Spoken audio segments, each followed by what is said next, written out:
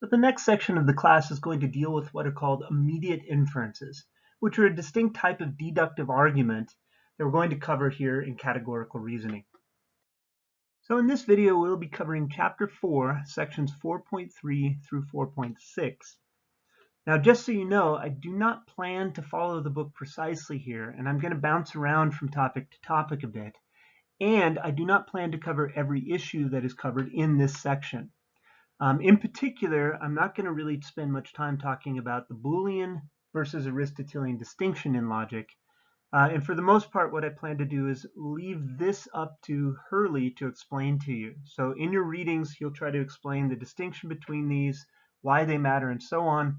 But for this class, we're going to focus, in this section at least of the course, on the traditional concept of logic here from Aristotle. So as we go through this and we get to the square of opposition and so on, we'll be looking simply at the traditional version of logic here. So the first step in all this is to introduce the idea of a Venn diagram, and in particular Venn diagrams as used to make sense of categorical propositions. So here are the very, very basic ideas behind a Venn diagram.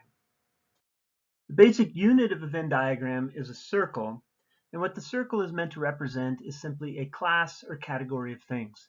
I like to think of this as kind of a giant fence in which everything that fits into that class must be housed, so that everything inside of the circle is a member of that particular class or category of things, and everything outside of the circle is not a member of that class or category of things.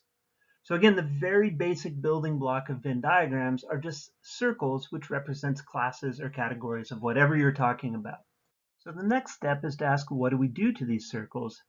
And basically what we're going to see is that there are two different ways in which we mark up these circles so that we can show various assertions about that particular class or category of things.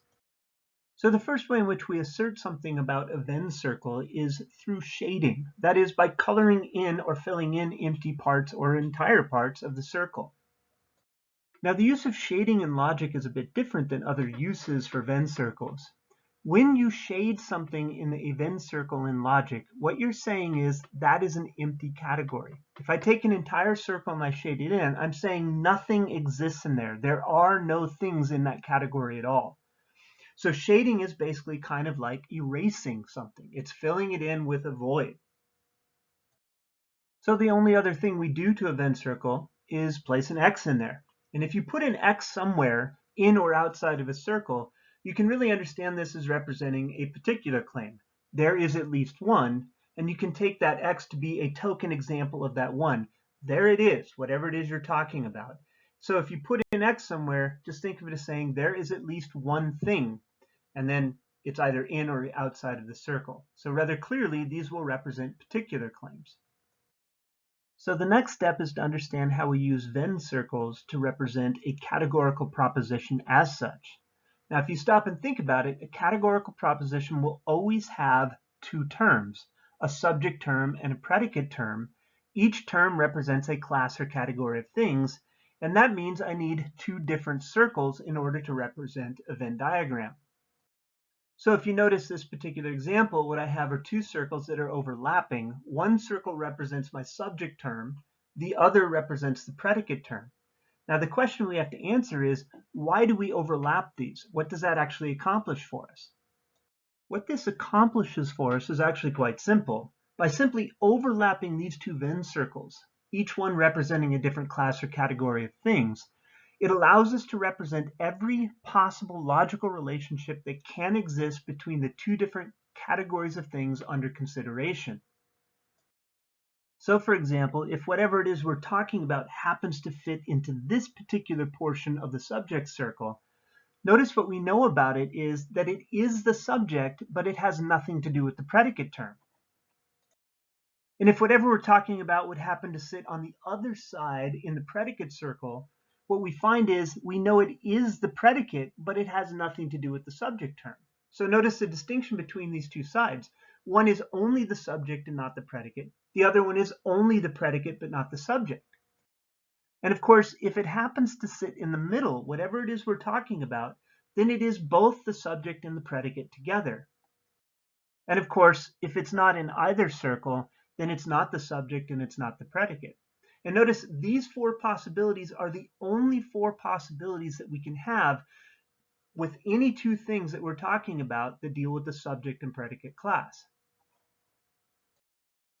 So given that there are four possible categorical propositions in standard form, the next question is, how are we going to use Venn diagrams in order to represent these four possible standard form categorical propositions? So let's begin with our universal affirmatives, an all claim, so something like all S's or P's. Notice I have two categories, the subject and the predicate, and to make this have some actual content, let's pretend we're talking about dogs and mammals.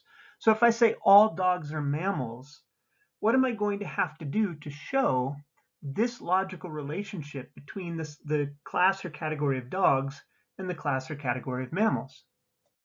Well, notice what I need to do is I need to basically get rid of anything that is a dog that is not a mammal. Because what I want to say is every single dog without exception fits into the mammal category or the P circle. So basically what I want to do is erase or shade in everything on the outside of the subject circle, the dogs. This shows me essentially that what I'm claiming is I can never ever have something that is a dog that isn't a mammal. That's what all dogs are mammals basically means. And so by shading the outside of the S circle, I'm showing a universal affirmative kind of proposition. Now, one way you might think about what we're doing here is by shading in this entire piece, I'm saying it doesn't exist. So I'm just getting rid of it. And that means all that's left to me is that little middle piece of the S circle. That represents the entire class or category of S that exists. And notice every last bit of that piece of that circle fits into the P category. The rest has simply been taken off the table. So what about our universal negatives, a no claim? If I say something like no dogs or cats, what do I mean and how am I going to represent this by way of marking on these two different circles? Notice here what I need to do is shade everything in the middle, because when I say no dogs or cats, what I'm saying is I could never ever have something that is both a dog and a cat at the same time. And so by shading the middle piece, I'm saying those kinds of things that are both dogs and cats at the same time, cannot possibly exist. So again, remember shading is kind of erasing from existence that entire portion of the class or category we're talking about. And again, one way you might think of this is that when I have a negative claim, I'm trying to assert that those categories or classes are separate from one another. And by getting rid of everything that's in the middle, what I've done is shown that anything that's an S has to be outside of and completely independent of anything that's a P, and anything that's a P has to be outside of and independent of anything that's an S. So what about our particular claims? If I say some dogs are basset hounds, remember what I'm saying is there is at least one thing in existence that is a dog, and in this case, that is a basset hound together. So what would I have to do? Well, the answer is pretty clear. Particular claims are represented by X. These are kind of our token examples of the thing I'm talking about. And so I want to put an X in the middle where it is both a dog and a basset hound. There's at least one thing that is a dog and a basset hound, and here it is. So what about our particular negatives? Notice when I say some S's are not P's, or again, to put some content to it, if I say some dogs are not basset hounds, what I'm saying is there's at least one dog in existence somewhere out there that has absolutely nothing to do with the category or class of basset hounds. And so, of course, what I would have to do is put an X on the outside of the S circle that has nothing to do with the P circle.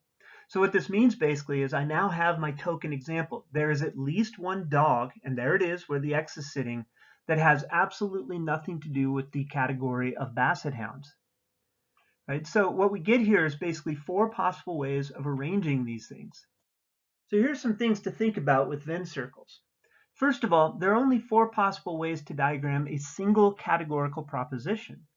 Now you can do other things with Venn circles, but if we're diagramming a categorical proposition, you will always have two circles overlapping, one representing your subject term, one representing your predicate term, and then you will do one of these four things every time without exception.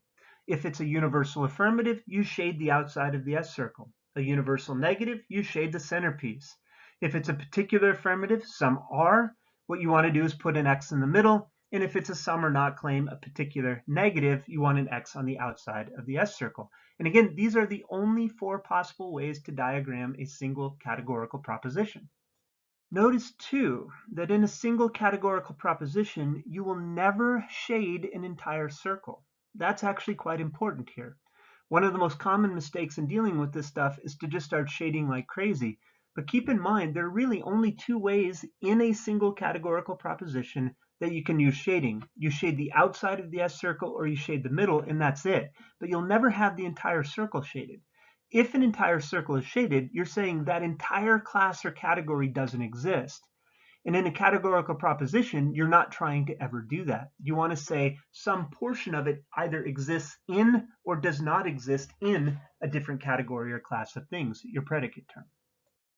And the final point worth noting about Venn diagrams for a single categorical proposition.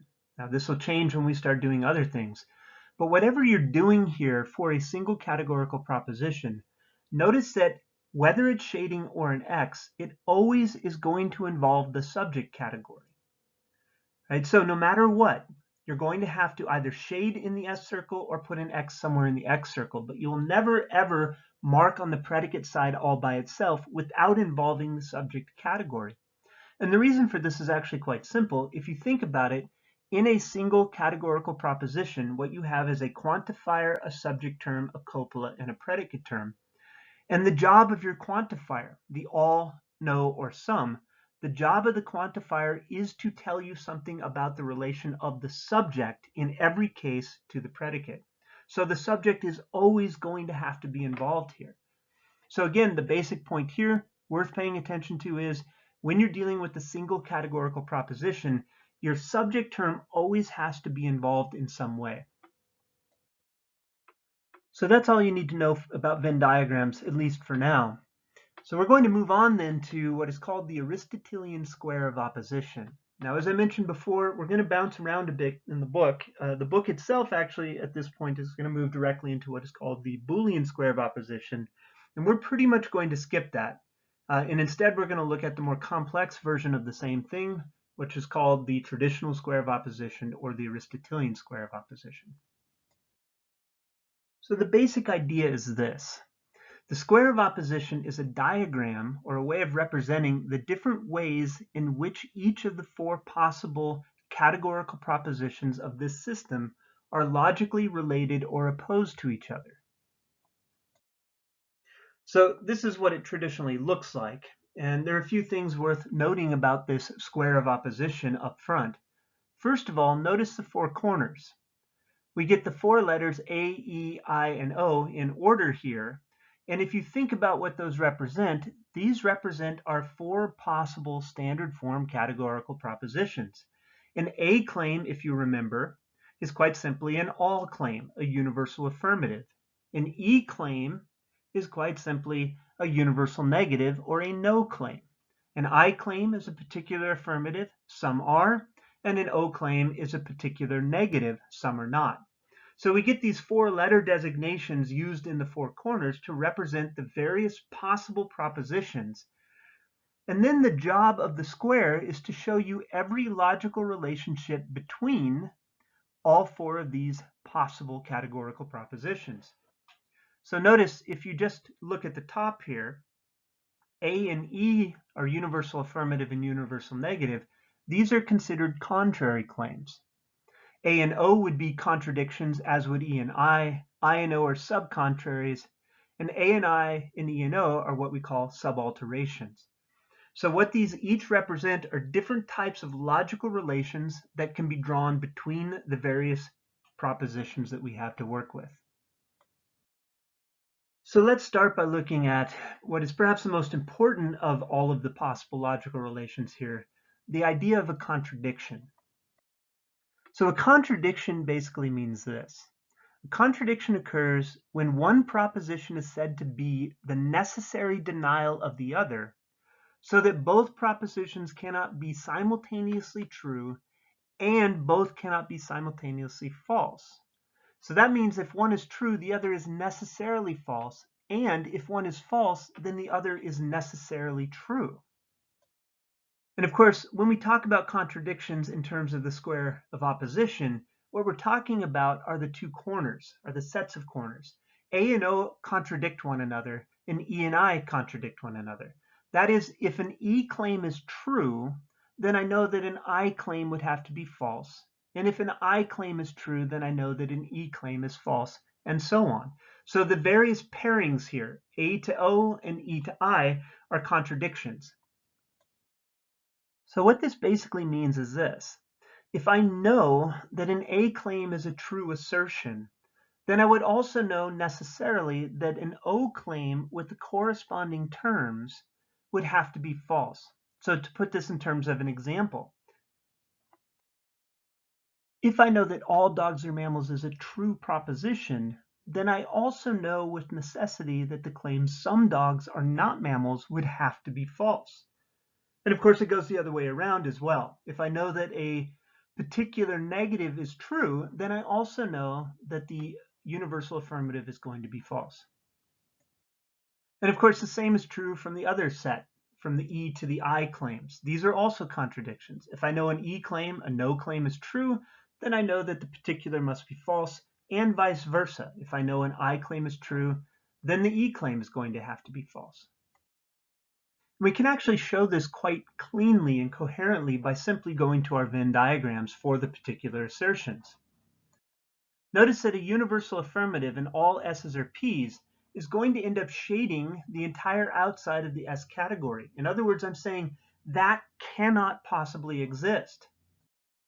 And of course, a particular negative is telling us that there must be at least one thing in the S circle that has nothing to do with the P circle. In other words, it's telling us there must be something in exactly the portion of the circle that the universal affirmative is telling us must be empty. And again, those two propositions cannot possibly be true. Either it's an empty category, as the universal affirmative says, or there's something in it, but they can't both be true.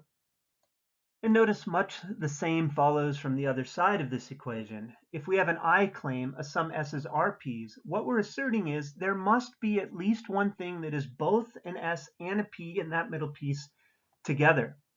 But of course, our universal negatives, the no claims, are telling us you could never have anything in that middle piece. It must be an empty category. And so once again, we find ourselves in a position where these two basic propositions can't both be true. If indeed it's an empty category, then there cannot be something in it. And if there is something in it, then it cannot be an empty category. So that's the basic idea of a contradiction. The next thing to look at is what are called the contrary claims.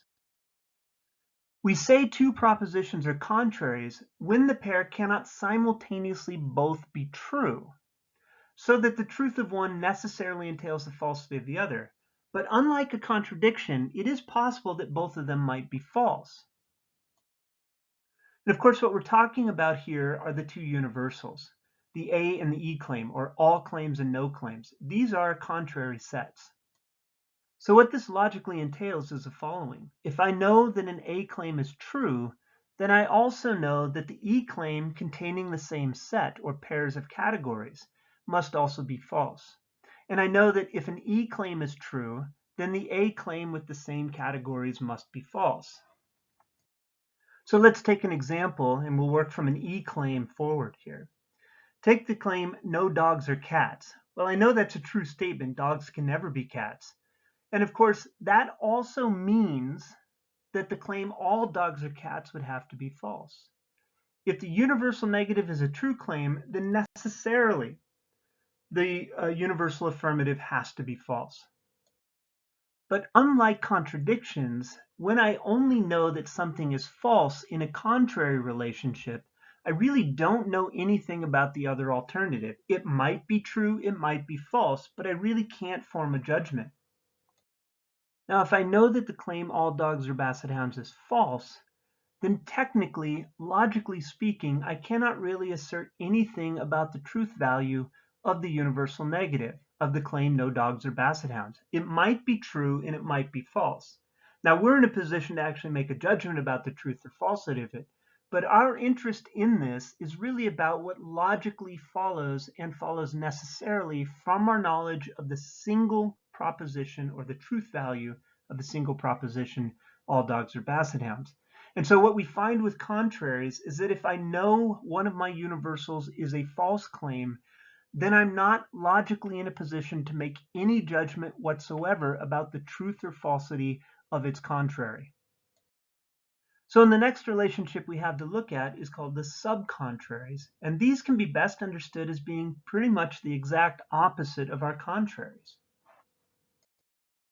So we say that two propositions are subcontraries when the pair cannot simultaneously both be false, so that the falsity of one necessarily entails the truth of the other, but it is nonetheless possible for them to both be true. And if you pay close attention here, what we have is exactly the opposite relationship that we found with contraries. In contraries, we find they can't both be true. In subcontraries, we find they can't both be false. So notice with the subcontraries, we get exactly the opposite relation that we had with the contraries. In other words, I know something with certainty about a particular in its relationship to its subcontrary if I know that the claim is false. If I know that an I claim is a false assertion, then necessarily it follows that the O claim containing the same subject and predicate would have to be true. And if I know that an O claim is false, then I know that its subcontrary, the particular affirmative containing the same subject and predicate, would have to be true. But I don't know anything about the subcontrary if I start with the presumption that a particular claim is true. If I know an I claim is true, let's say some dogs are basset hounds is in fact true, then logically speaking, I'm not in a position to say that the O claim is either true or false. Now, this might seem a bit counterintuitive, and so I think it's worth taking a moment to try to explain why this doesn't work. Because if you think about it from these examples, if I know that there's at least one dog out there that is a basset hound, and that's a true statement, shouldn't I also be able to conclude that there are some that are not basset hounds? That certainly feels pretty good, doesn't it? So let's offer another example. Does the fact that some men are fathers logically imply that some men are not fathers? Well, the tendency here is to think this must be true, or it must be the case that we know that the second claim is true because of the first. But really, if you stop and think about it, why you think the second claim, some men are not fathers, is true, is because you already know the answer to that question. But remember, what we're interested in here is what logically and necessarily follows from our knowledge of the single and first original claim. If all I know is that some men are fathers, that there is at least one man out there that is a father, does that logically necessitate the claim that some men are not? Well, the answer here is no, and let me explain why. So the first step in making sense of this is to take a look at this particular claim. Some dogs are mammals. We might stop to ask, is this a true claim? Is it true that there are some dogs out there that are mammals? Well, the answer here is, of course, yes, it is true. Now, we know that, in fact, all dogs are mammals. But if all dogs are mammals, then it must also be true that some of them are. There's at least one that is, in fact, a mammal. And the important thing to recognize here is what exactly we mean when we say some. Whenever we say a particular assertion, some are or some are not, remember that that some is best translated as there is at least one, and it might even be that all of them are. So notice what this implies. Does the claim some dogs are mammals being true logically imply that there are some that are not? Well, of course not, because if what I mean when I say some dogs are mammals is there are some dogs that are mammals and maybe all of them are mammals, then I really have no good way of knowing whether or not some are not mammals. So this is a very important basic idea. Keep in mind when you see a some claim that what we mean by this is there is at least one, maybe more, and maybe all. And of course, once you understand this basic idea about a particular claim, you start to see why knowing that a particular claim is true is not sufficient to make any sort of assertion about its subalteration. So the final relationship we have to deal with regards to the square of opposition is what is called a subalteration. So we've looked at contraries, contradictions, and subcontraries. And so the final relationship is simply the subalterns. Now, subalternation is a relationship between two corresponding categorical propositions. One is universal and one is particular of the same quality. Now, that's important to understand. When we say it's the same quality, that means both would be either positive, affirmatives, or both would be negatives. So we're relating the universal affirmative to the particular affirmative. They have the same quality. And we're relating the universal negative to the particular negative. They also have the same quality. And it turns out that for every true universal proposition, there is a corresponding particular proposition that must also be true. And for every false particular proposition, there is a corresponding false universal claim. So basically what we're dealing with here are the corners of the square of opposition, A to I or E to O in the relationship between them.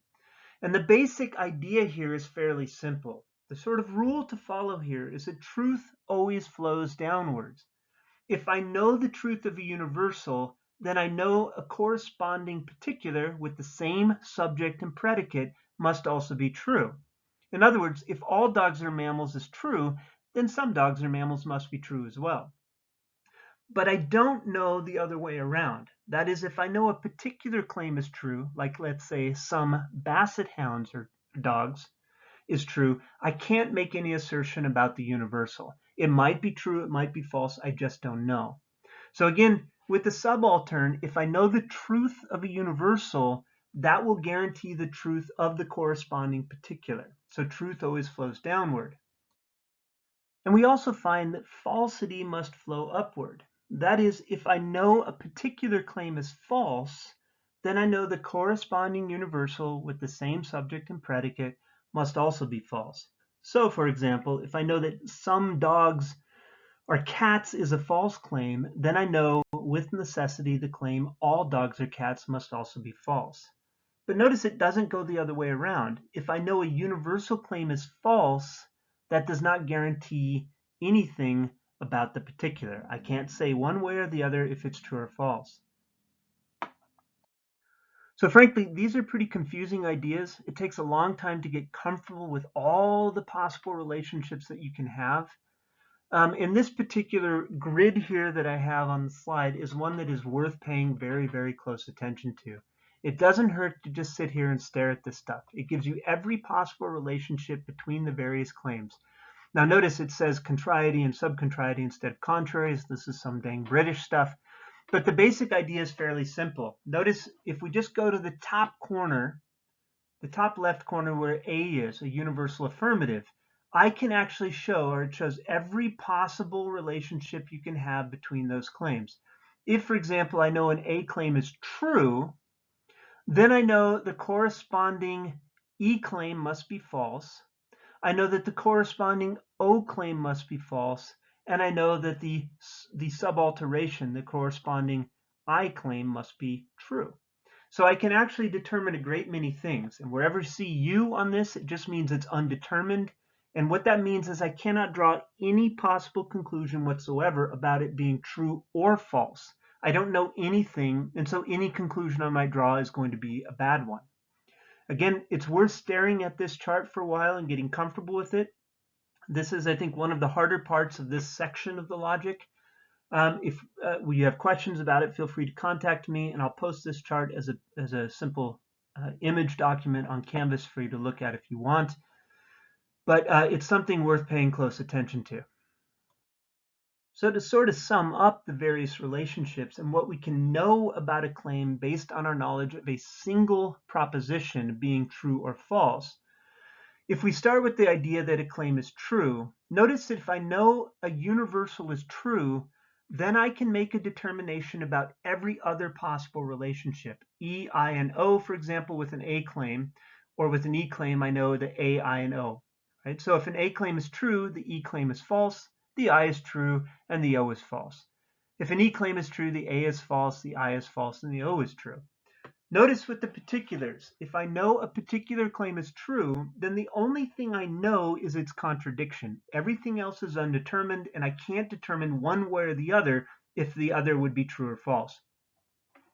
So notice if I know a proposition is true, I know everything about my universals, and I only know the contradictions when it comes to the particulars. The exact opposite follows when I know that a proposition is false. So if you look at our universals, the A and E claim, if I know either of these are false, the only thing I know with certainty has to be the contradiction must be true. But if I look at my particulars, the I and O claim, if I know that those are false, then I know something about every other possible relationship that could exist between those and the various alternatives. Now, from the square of opposition, we get a very distinct type of deductive argument called an immediate inference. Now, an immediate inference is an argument that consists of exactly two propositions in the whole, one premise and one conclusion, where the conclusion is drawn directly from our claims or presumptions about the truth or falsity of a single premise, without the mediation of any other premise. And it's because it doesn't have a second premise mediating the conclusion that we call it an immediate inference. The important thing to note about this is that the premise is essentially going to start by saying, I know that this particular categorical proposition is true or false, and then the conclusion is going to draw a conclusion about the truth or falsity of another categorical proposition dealing with the same terms, the subjects and predicates. So if we look at the basic rule of a contradiction, what we find is if a universal is true, then its corresponding particular negative would have to be false. And if a particular negative is true, then the corresponding universal affirmative would have to be false. Notice with contradictions, in terms of the quantifier of the claims, both things change. The quantity and the quality is different between the pairs, A and O and E and I. And the same, of course, would follow not just between A and O, but E and I. If an E claim is true, then I know necessarily that the I claim using the same subject and predicate in that order would be false. And if I know an I claim is true, then I know an E claim is false. So let's take a look at an example of an argument, an immediate inference, in this case that is valid, that follows the rules of contradictions. So imagine someone were to argue, you were wrong to claim that there aren't any funny modern TV shows because you think The Simpsons is funny and it is indeed a modern television show. Well, if we are to break this down or state it formally, what this is basically saying is because some modern television shows are funny, and that is The Simpsons, that's a true statement. Therefore, the claim no modern TV shows are funny must be false. So notice what I have in the first premise is a particular affirmative claim is deemed to be true, and the conclusion that's drawn from that is the universal negative using the same subject and the same predicate must be false.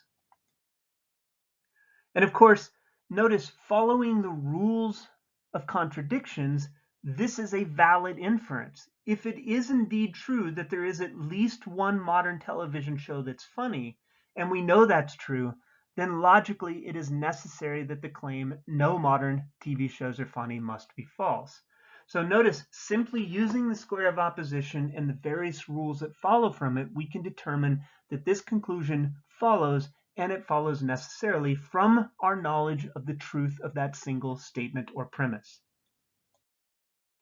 This is a valid inference, and this is basically how an immediate inference works. These are fairly simple once you know all of the rules. So a huge part of this section of the course for this week of the module, you just need to memorize this stuff and get comfortable with what all of these different rules are telling you. What does it mean to say two terms contradict? What are the contraries and the implications of contraries? What are the subcontraries? What are the subalterations? And when can I know something with necessity? And when is an inference simply undetermined? So let's try again, rule of contradiction. And in this case, let's try one that's invalid, and we'll make it pretty clear. All dogs are mammals, therefore this dog is not a mammal. Well, notice the basic structure of this. Because all dogs are mammals, therefore some dogs are not mammals is what's being argued. This claims because one of these is true, therefore the other one must be true as well. But of course, by the rules of a contradiction, if a universal affirmative is true, then necessarily its corresponding particular negative must be false. So to draw the conclusion that some dogs are not mammals is true based on the assertion that all dogs are mammals makes no sense at all. These two statements contradict one another, and so this argument must be invalid. Right? And again, we can prove this or show this by simply following what we know about the rules of contradictions through the square of opposition. So let's look at a couple examples of immediate inferences using the rules of contraries. Now remember, the rules of contraries are dealing with universal claims, both affirmative and negative, and the relationship between those. So what we have basically is the basic rule of a contrary says, if I know a universal is true, then I know that its corresponding universal must be false. So if an A claim is true, an E claim is false. If an E claim is true, then an A claim is false. But notice with a contrary, I cannot make any determination one way or the other based on my knowledge of the truth or the falsity of a universal claim. If, for example, an A claim is a false statement, I don't know one way or the other if the universal negative is true or false. I can't make any determination, and so any conclusion I might draw based on the premise that an A claim is false about its corresponding contrary must be an invalid argument.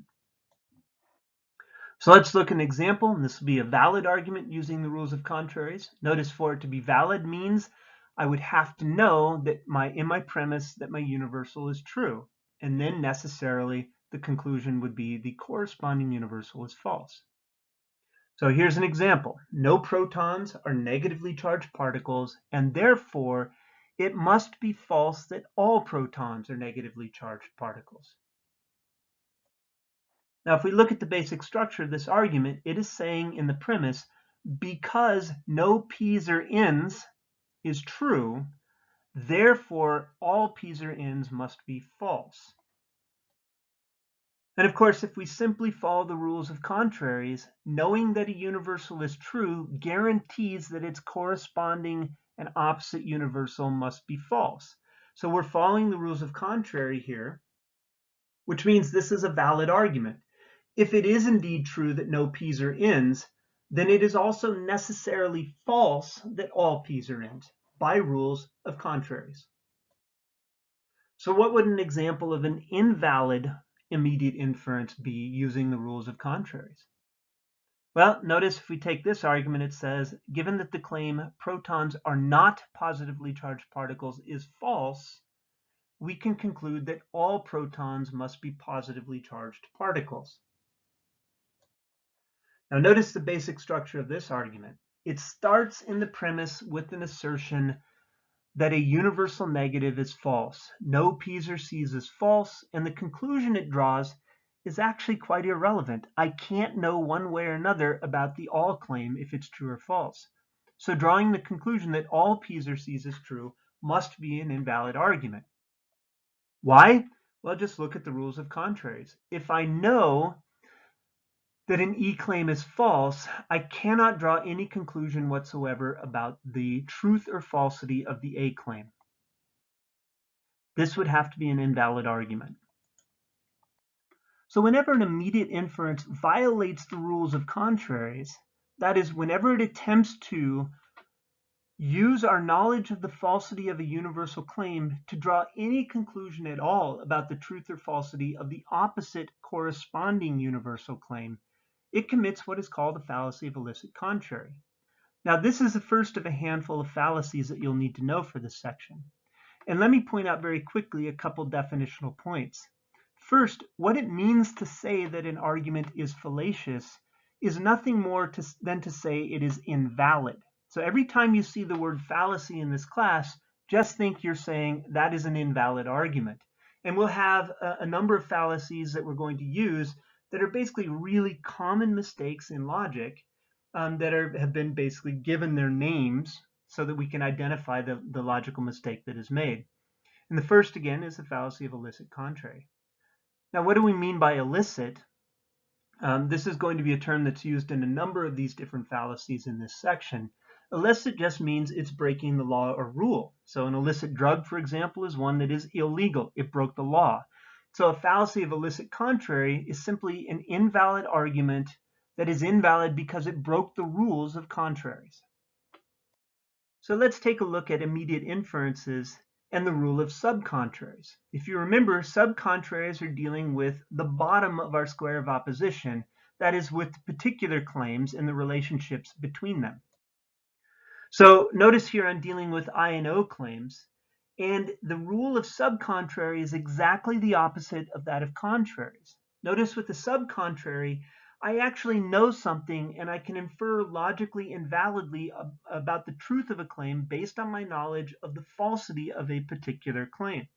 If I know an I claim is false, then its corresponding O claim would have to be true. And if I know an O claim is false, then its corresponding I claim would have to be true. But I don't know anything, and I cannot draw any conclusions whatsoever about the corresponding particular claim based on the knowledge of the truth of a single particular proposition. So if I know an I claim is true, I don't know anything about the O claim. It might be true, it might be false, but to draw a conclusion that it is true or false would have to be an invalid argument.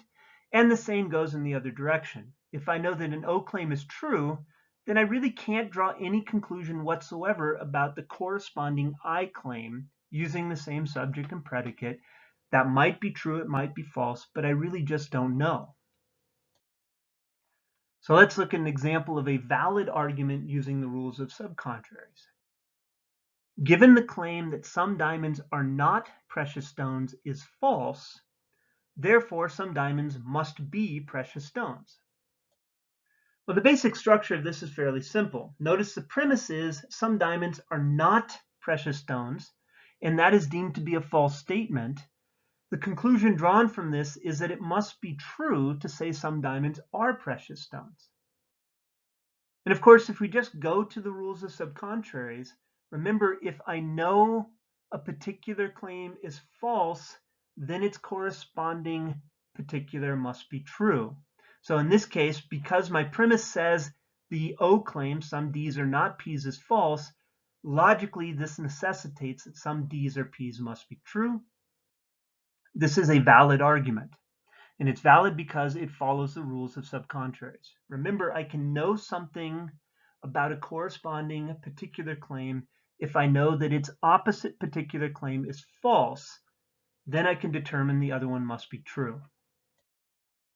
Now, let's look at an example of an invalid immediate inference following the rules of subcontraries.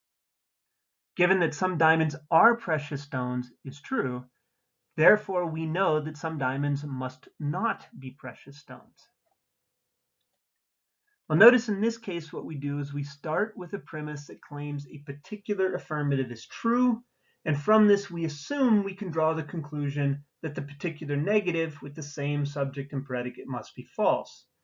But as we've seen, when I say some diamonds are precious stones, what I'm saying is there is at least one diamond that is a precious stone, and it's possible that all diamonds are precious stones.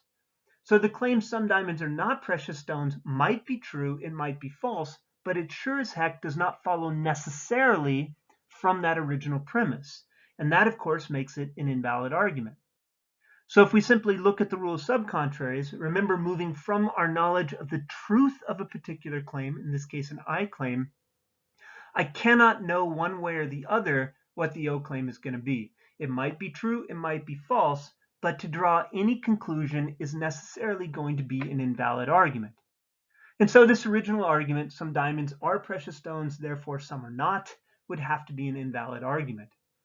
Even if that conclusion turns out to be false, or even if it turned out to be true, any conclusion drawn cannot be valid because it does not follow necessarily from that premise. And what we get here when we break the rule of subcontraries is a fallacy of illicit subcontrary. So this is a second fallacy you'll need to know and you'll need to be able to recognize on the test. So start memorizing your fallacies and understand what exactly they imply. The last set of rules we have to look at is the rule of subalterations. If you remember, subalterations follow basically two rules. Truth flows downward. And of course, truth flows downward from a universal to its corresponding particular of the same quality. If I have a universal affirmative in terms of its quality, then there is a corresponding particular affirmative that would have to be true. So truth flows downwards. If I know the universal is true, then the particular would be true, but not the other way around. I cannot determine one way or another what happens if all I know is that the particular is true. And of course, with the rule of subalterns, notice that falsity flows upwards. That is, if I know a particular claim is false, then its corresponding universal must also be false. But I can't make the assessment from the falsity of a universal that its corresponding particular would be true. So if an I claim is false, then the universal A would have to be false as well. But if an A claim is false, who knows? I might be true, it might be false, we really can't make any determination. So when I can't make a determination, this is where I'm going to find the problems in my logical inferences. So let's look at an example of a rule of subalternation where we get a valid argument from an immediate inference. Since all spiders are eight-legged animals, we can conclude that the proposition some spiders are eight-legged animals must also be true.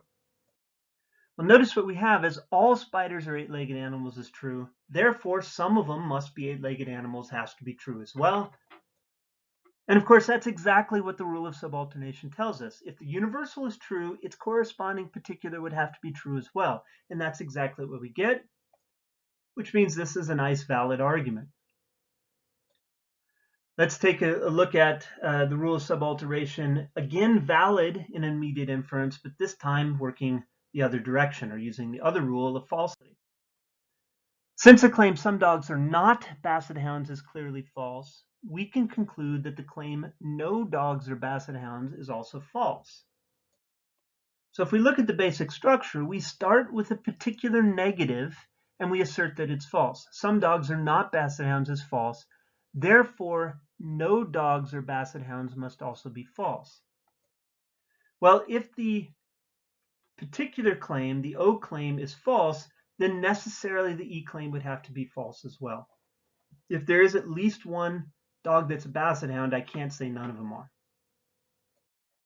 So this is a valid argument, and again, it's valid because I can infer the falsity of my universal negative from my knowledge of the falsity of the particular negative. So we can, again, falsity flows upward, truth flows downward. So let's take a look at a rule of subalternation where the argument is invalid. Given that you think we should allow some political opinions to be taught in schools, you must therefore be willing to allow for the teaching of all political views.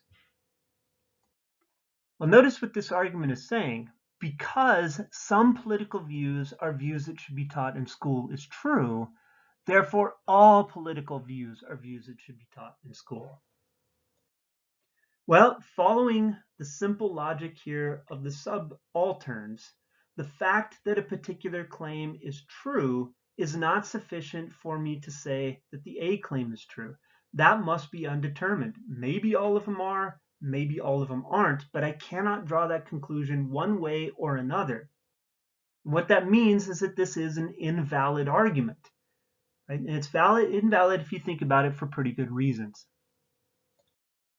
So when an immediate inference violates the rules of a subalternation, we get what is called a fallacy of illicit subalternation. So this is basically the fourth fallacy you'll need to know. We have a fallacy of contradictions, a fallacy of illicit contraries, fallacy of illicit subcontraries, and fallacy of illicit subalternations. Now, I mentioned that we weren't really going to spend any time with the modern square of opposition, and we would just work from the traditional Aristotelian square of opposition. But it's worth very briefly mentioning that in modern logic, that is, logic from about the last 150 years or so, it has been argued, and quite persuasively, that the contraries, the subcontraries, and the subalterations are actually never going to be something we can reason from. So in the end, the modern square of opposition only allows for contradictions as necessary conclusions to draw. Now, if you want to try to make sense of that or understand that, I would just suggest reading the book very carefully. Hurley does a pretty good job of explaining it. What we're going to do in this class is work from the traditional square of opposition. So this is what you need to know and be prepared to use on the exam and in your homework. So all that's really left to us in this section or in this module is to deal with a handful of other immediate inferences. And these are immediate inferences that don't really have anything to do with the square of opposition. So what we're going to look at then are three different types of immediate inferences. The first is called conversion, the second obversion, and the last is contraposition. Now, for what it's worth, just to give you a heads up in terms of the exam for section 2 of this course, dealing with categorical reasoning, will require that you understand and can use the Aristotelian or traditional square of opposition, as well as conversion, but not obversion and contraposition. Those two are interesting in their own right, but I've really rarely come across a use for them. Conversion, on the other hand, is quite useful, and it's something that will be useful as we wade through categorical syllogisms as well. So you'll need to understand that for sure. We'll go through obversion and contraposition as well, but in terms of the exam, get comfortable with the traditional square of opposition, how to deal with immediate inferences using it, knowing the various fallacies tied to it, as well as conversion.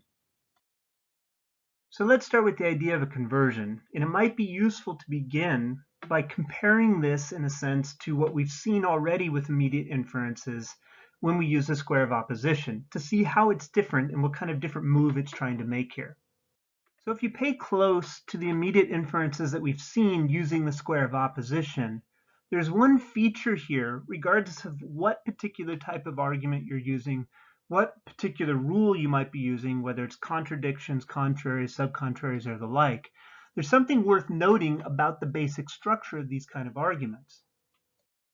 In the square of opposition, notice that the subject term in both the premise and the conclusion, and the predicate term in both the conclusion and the premise, remain the same all the way through. That is, if you look at the first example, some D's are P's, therefore some D's are not P's kind of thing.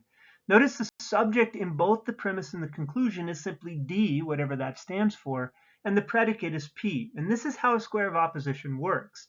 The corresponding categorical proposition will keep the subject and predicate in the same place every time. What it changes is only the quantifier. So an all becomes a no, and all becomes a some are, and all becomes a some are not, or the like. But notice the subject and predicate stay exactly where they're supposed to stay in every possible term in the argument, in both the premise and the conclusion that's drawn from that single premise. So what we'll find is that a conversion is not going to do this. Right? This is the simplest of the various types of immediate inferences we're going to look at this point. And the kind of immediate inference here in a conversion consists in nothing more than switching the subject term with the predicate term and vice versa while maintaining the same quantifier. So think about what that says. I take my subject and predicate and I simply swap them, but I keep the same quantifier. So a rule of conversion basically looks something like this. I have my quantifier, it doesn't change. If it's all, it stays all. If it's no, it stays no. I also have my copula, the R or R naught, and it stays exactly the same too. And so in the original claim, I have my quantifier, my subject term, the copula, and the predicate term. And all I do when I convert is I take the subject and I put it in the place of the predicate, and I take the predicate and I put it in the place of the subject. So basically, if I have an all S's are P's and I want to convert it, it becomes all P's or S's. If I have no S's or P's and I want to convert this, it becomes no P's or S's. And notice all I've done is take the subject and predicate and swap places while maintaining the same quantifier. No stays no, all stays all, some are stays some are, but I simply switch the subject and predicate places.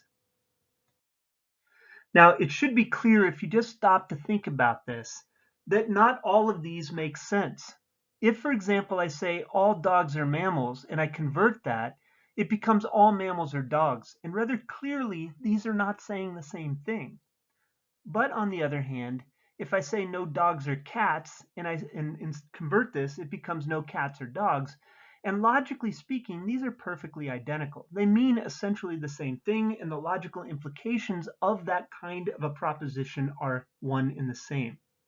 So what we find is our universal affirmative and our particular negatives cannot logically be converted while maintaining the same purpose or meaning of the term, but the other two can. E's and I claims are something that you can convert without changing the logical meaning of the terms. So let's look at an example of a conversion that is going to be valid. So what we have here is an immediate inference following the rules of conversion, and it will be a valid conversion. Since we know that some painters are women, it follows necessarily that some women are painters. Now notice the basic structure of this argument. The premise says because some painters are women is true, therefore in the conclusion some women are painters is true. Now notice if we simply go to the rule of conversions, we can convert E and I claims without changing the logical meaning of the terms. So in this case, we have a particular affirmative claim and we simply convert it. If one is true, the other has to be true. And if one is false, the other has to be false because they essentially mean or logically imply the same thing. So in this case, what we have is a valid argument. If it's true that some painters are indeed women, then it's also true that there has to be at least one woman out there that is a painter. Let's look at a rule of conversion that is invalid. So look at this argument. It says all things that have a function are things that have a purpose. Therefore, all things that have a purpose are things that have a function. Well, if we look at the basic structure of this argument, it says all f's or p's is true. Therefore, all p's or f's is true. So if we just go to the rule of conversion, notice what we're trying to convert here is a universal affirmative, all f's or p's. The converted form of this would just be all p's or f's. And notice those do not logically imply the same thing. And I think intuitively you can see this if we just stick in for f and p some really obvious terms. If I say all dogs are mammals, we know that's a true statement, but it doesn't logically follow that all mammals would have to be dogs. And that's basically what this argument is trying to propose. So notice again which terms do convert and which ones do not convert. Our universal affirmatives and our particular negatives cannot convert logically. One does not follow from the other. But our universal negatives and our particular affirmatives do. No claims and some are claims are logically identical when they're converted. And this frankly would be very useful when we get into translating from ordinary language into standard form, as well as when we're dealing with categorical syllogisms. So it's worth getting very comfortable with what these basic rules tell you, when an argument is valid using the rules and when it's invalid. Notice when it breaks the rule, what we get is another fallacy called the fallacy of illicit conversion. And you will need to know this one as well, right? So this is among the list of fallacies you'll need to know. So at this point, you have 4 fallacies from the square of opposition: a fallacy of a contradiction, a fallacy of sub-contraries, a fallacy of contraries, a fallacy of subalterations, and now we have a fallacy of illicit conversion. So the next type of immediate inference that we're going to look at that doesn't really relate to the square of opposition is called an obversion. Now an obversion is one that I'm not going to use on the test and I will not hold you accountable for it, but it's worth understanding the basics of how this works. So an obversion is a type of immediate inference in which another proposition is going to be inferred so the subject remains the same as the original subject, and the predicate is the contradictory of the original predicate. Now I'll explain what this means in a second, but the second part of what happens here is this. The quality of the quantifier is converted to its opposite, so that if the original was affirmative, it becomes negative and vice versa. But notice the quantity doesn't change. If it's universal, it stays universal. If it's particular, it stays particular. But negatives become affirmatives and affirmatives become negatives.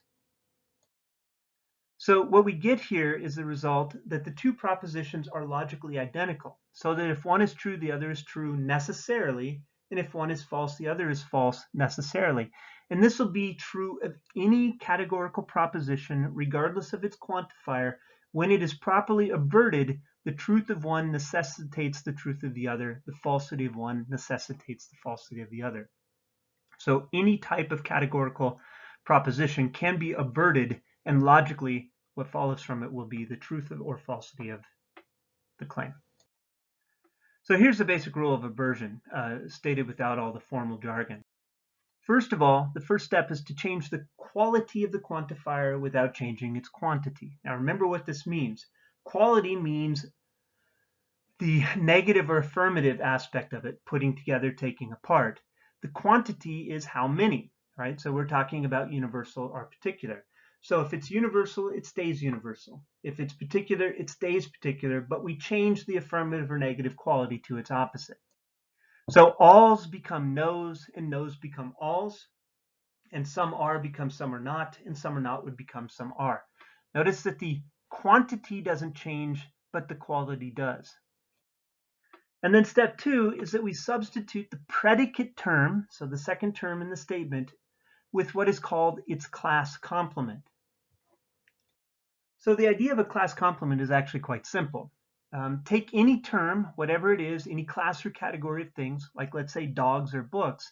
Its class complement is simply anything that is not in that class itself. So if I have dogs as my class, its class complement would be non-dogs. If I have books, its class complement would just be non-books or anything that is not a book. So notice how this works. If I have a universal affirmative like all dogs are animals, its obverted form would be no dogs are non-animals. And if one is true, the other is true. If one is false, the other is necessarily false. An E-claim would be something like no shoes are crayons. And notice if we want to obvert this, the averted form of this would be all shoes are non-crayons. And these are telling you exactly the same thing. So if one is true, the other is true. If one is false, the other is false. So let's look at an example with an I claim. If I say some pencils are mechanical pencils, to avert this, notice I have to keep the some part, but I make it some are not. So it becomes some pencils are not non-mechanical pencils. And these are saying perfectly the same thing. If one is true, the other is true. If one is false, the other is false. So notice with an O claim, I have something like some citizens are not voters. And to avert this, I would get simply some citizens are non-voters. And notice it's a particular affirmative now, but the predicate, instead of being voters, is non-voters. And of course, these two things are saying perfectly the same thing. If one is true, the other is true. If one is false, the other is false. So notice with obversion, everything can be averted without changing the meaning of it. Contraposition, on the other hand, is going to be a bit more like conversion, but it's more complicated and frankly not altogether useful. So contraposition is a type of immediate inference in which another proposition is going to be inferred where, first, we switch the subject term with the predicate term while maintaining the same quantifier. In other words, what we do is simply convert. So we start by converting it, and that means basically I keep my quantifier, I keep my copula, but I take the subject term and I swap it with the predicate and vice versa. And then what we do is replace both terms, the subject and the predicate, with their respective class complements. So if my subject is dogs, it becomes non-dogs. If my predicate is mammals, it becomes non-mammals. And I simply have converted it. So I convert it and then replace both with its class complement.